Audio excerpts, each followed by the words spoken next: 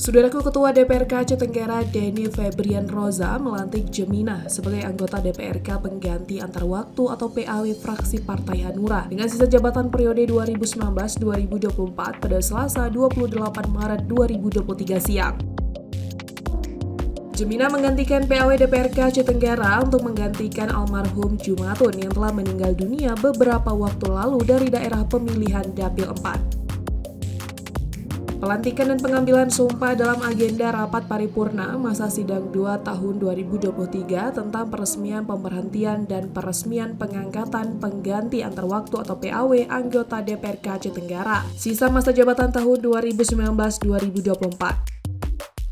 Ketua DPRK Aceh Tenggara Denny Febrian Roza mengungkapkan terima kasih atas perjuangan dan jasa almarhum Jumatun sebagai rekan seperjuangan semasa duduk sebagai anggota DPRK Aceh Tenggara. Semoga selama mengabdi jasa dan kebaikan almarhum dibalas dengan pahala yang berlipat ganda dari Allah Subhanahu wa Ta'ala.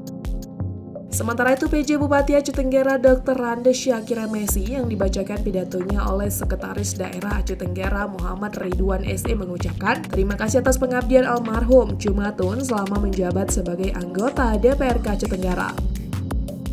PJ Bupati Aceh Tenggara juga mengharapkan kepada anggota DPRK Aceh Tenggara PAW agar lebih dapat meningkatkan kinerja di Aceh Tenggara, merakyat dan dapat membawa perubahan yang baik di Aceh Tenggara, berpihak kepada rakyat dan dapat menjalin kerjasama dengan pemerintah daerah. Acara itu juga dihadiri Wakil Ketua 1, Wakil Ketua 2 DPRK Aceh Tenggara, Sekda MHD Ridwan SE Messi, Sekwan DPRK Aceh Tenggara MH Tadeski SE, para OPD, dan pejabat lainnya. Dari Aceh Tenggara, Asnawi Lui, Tribun Gayo.